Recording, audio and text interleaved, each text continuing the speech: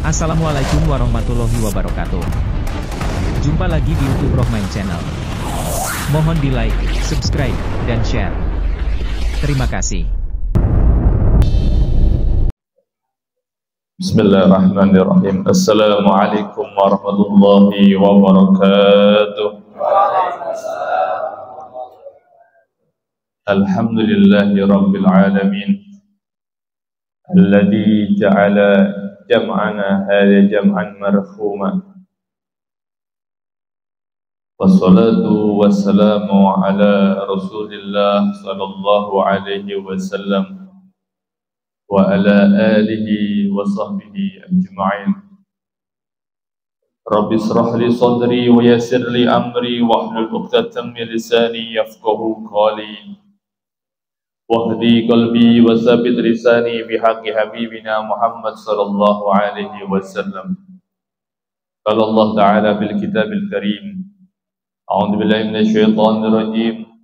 La in syakartum la'azidannakum wa la in kafartum inna 'adzabi lasyadid. Shadaqallahul 'azim. Amma ba'd. Semua jemaah kuliah subuh yang pagi hari ini hadir, insyaallah mendapatkan daripada rahmatnya Allah Subhanahu wa taala. Hadirin jemaah kuliah subuh yang dirahmati Allah Subhanahu wa taala. Kita ucapkan rasa syukur kita kepada Allah Subhanahu wa taala yang mana di pagi hari ini kita senantiasa masih diberikan nikmatnya oleh Allah Subhanahu wa taala. Nikmat yang lebih luar biasa. Sehat wal afiyah, nikmat iman wal Islam. Nikmat dijadikan diri kita sebagai umat baginda Nabi Muhammad sallallahu alaihi wasallam.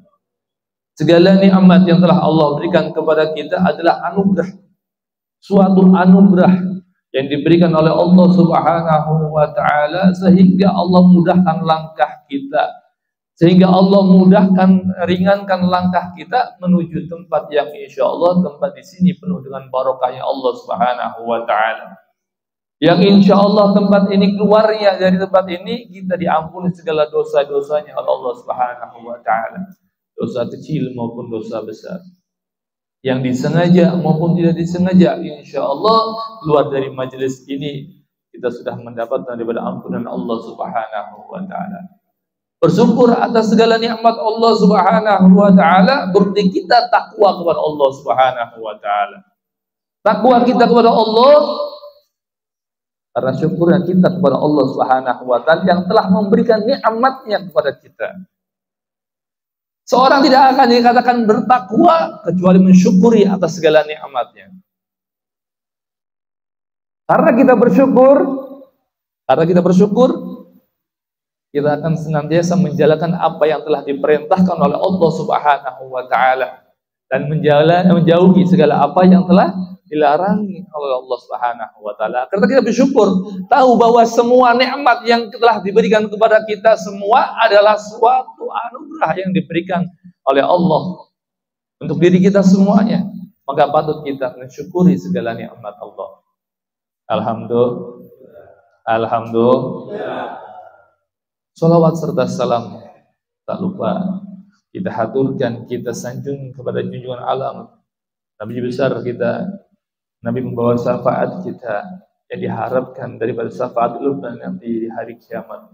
Baginda Nabi Muhammad sallallahu alaihi wasallam beserta keluarga dan para sahabatnya yang insyaallah dengan kita memperbanyak daripada membaca salawat kepada baginda Nabi Muhammad sallallahu alaihi wasallam, kita diakui sebagai umat baginda Nabi dan mendapatkan syafaatul uzma dan bisa berkumpul bersama baginda Nabi Muhammad sallallahu alaihi wasallam di surganya Allah Subhanahu wa taala. Amin ya rabbal hadirin yang dirahmati Allah Subhanahu wa taala. Mungkin kita sering mendengar nama daripada waliyah Allah, seorang perempuan walinya Allah Subhanahu wa taala.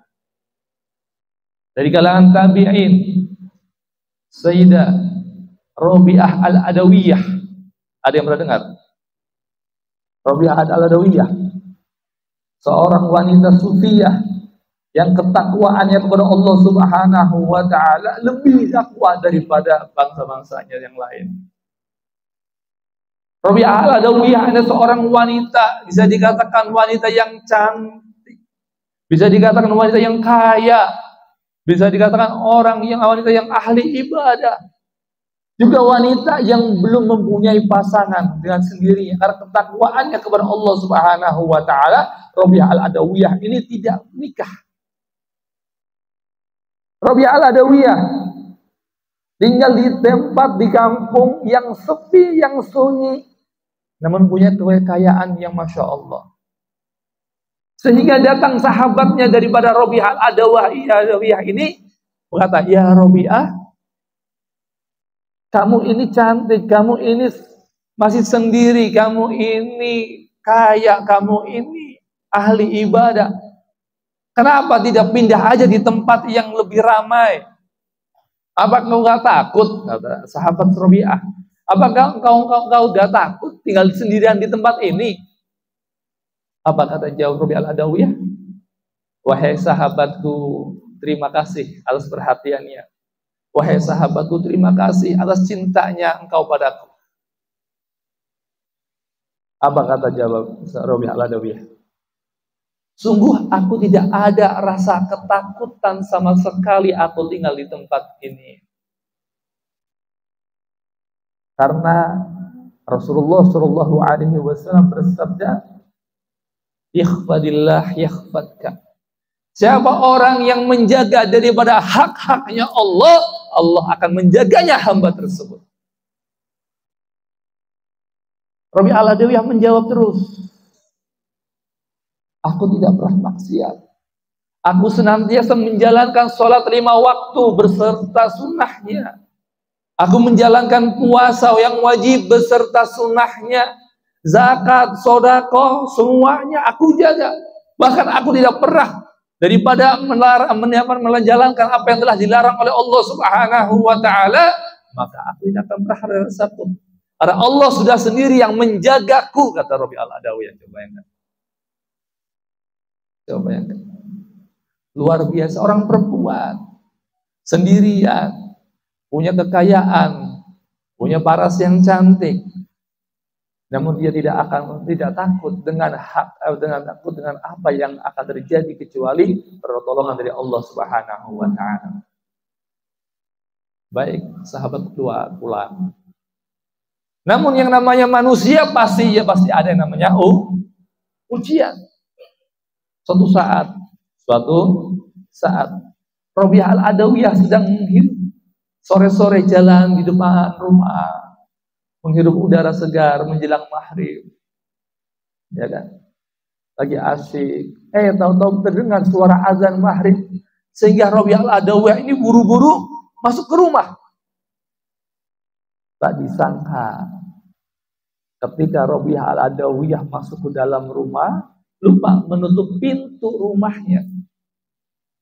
Terlihat ada seorang laki-laki yang sudah beberapa hari ini sedang mengintai.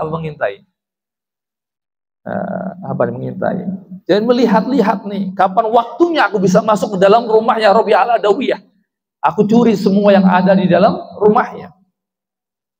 Pas ketika Rabi'ah al-Adawiyah masuk ke dalam rumahnya, lupa menutup pintu, sehingga laki-laki yang tadi sudah mengintainya masuk ke dalam pintunya.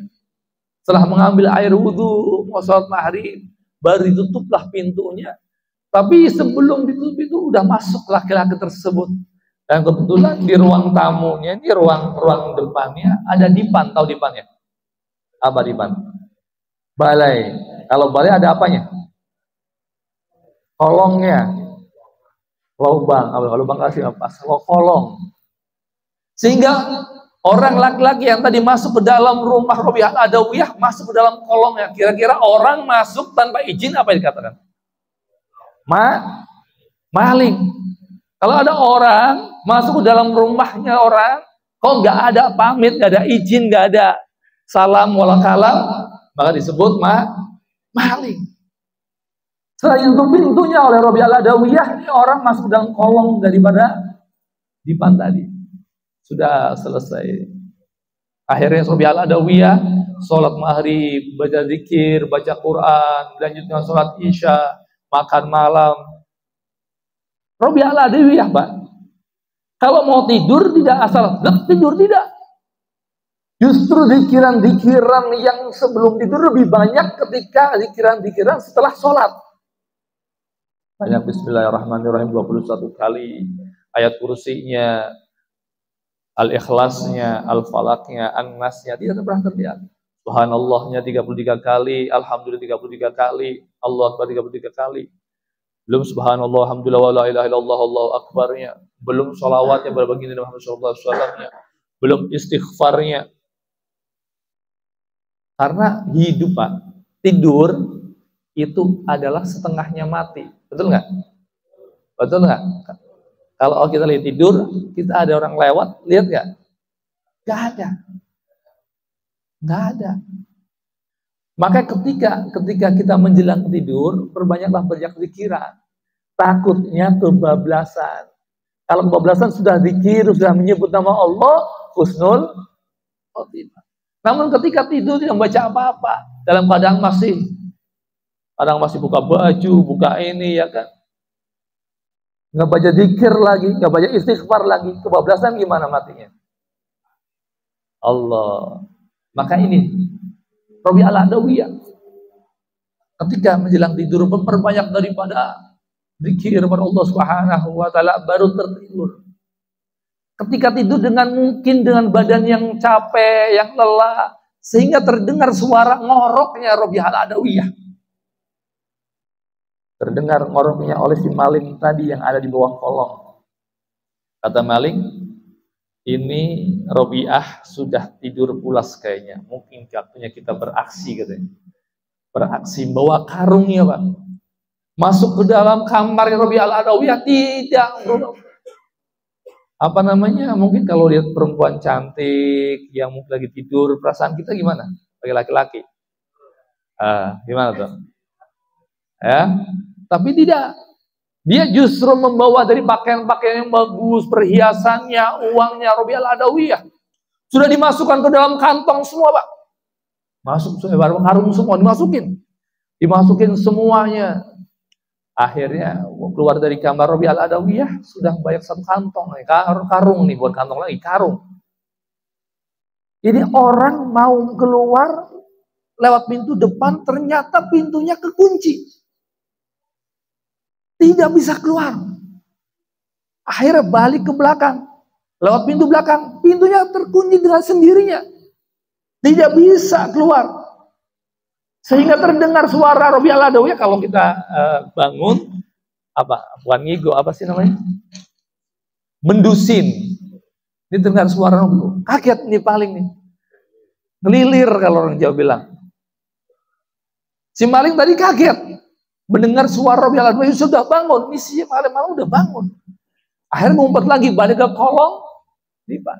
Di dalam kolong kipan, terdengar dalam bisikannya si maling tersebut. Sudah ketakutan nih maling nih. Mau dibisikin, ada yang bisikin. Bahasa itu halusinasi. Maling, ini kalau kamu keluar bawa karung ini, tidak akan terbuka pintunya. Tapi kalau misalkan kau tinggalkan karung ini, maka pintunya akan terbuka. Setelah mendengar tersebut, maling bener, coba deh tinggalkan karungnya. Ketika buka pintu, terbuka beneran. Keluar si maling, tanpa membawa apa yang telah dimasukin dalam karung. Kisah ini sudah menggambarkan tentang bagaimana penjagaannya Allah kepada seorang hambanya yang taat kepada Allah, yang bertakwa kepada Allah Subhanahu wa taala sesuai dengan hadis baginda Nabi Muhammad SAW. Siapa orang yang menjaga hak-haknya Allah, maka Allah akan menjaganya hamba tersebut. Bukan hanya dirinya, namun hartanya, orang tuanya bisa, anak keturunan kita semua dijaga oleh Allah Subhanahu wa taala. Matanya dijaga dari pandangan syahwat, hatinya daripada prasangka-prasangka buruk daripada saudara kita, keluarga kita, tetangga kita. Mulut kita tidak pernah yang namanya menghibah, nyakitin, mencaci daripada keluarga kita, orang tua kita, tetangga kita. menjaga daripada kalam-kalam ucapan-ucapan yang tidak baik, selalu menjalankan apa yang telah diperintahkan oleh Allah Subhanahu wa taala dan meninggalkan apa yang telah dilarang oleh Allah Subhanahu wa taala, maka insyaallah hamba tersebut yang layak mendapatkan dari penjagaan Allah Subhanahu wa taala. Bukan hanya dirinya, namun semua hartanya, mungkin bisa jadi pangkatnya, keluarganya, anak keturunannya dijaga oleh Allah Subhanahu wa taala. Ya, kalau lisan kita, coba bayangkan, kalau lisan kita, mulut kita selalu mengatakan ucapan-ucapan kecacian, makian, gimana? Sudah menyakiti perasaan orang lain, bagaimana? Tidak akan dijaga oleh Allah Subhanahu wa taala, justru akan dihinakan oleh Allah Subhanahu wa taala. Salah satu riwayat yang dikatakan oleh hadis baginda Nabi Muhammad SAW untuk penutup daripada tausiah pagi ini, ada seorang laki-laki datang menghampiri Rasulullah SAW dan berkata, "Ya Rasulullah, di sana," katanya, "di sana," maksudnya di desaku, di kampungku, ada seorang wanita yang ahli ibadah. Sholat wajibnya tidak pernah ketinggalan, sunnahnya, puasanya, zakat, sodakohnya, hajinya, umrohnya sudah dijalankan olehnya. Lantas seorang pemuda tadi bertanya kepada Rasulullah, "Wahai Rasulullah, apakah wanita tersebut masuk ke dalam surganya Allah Subhanahu wa taala?"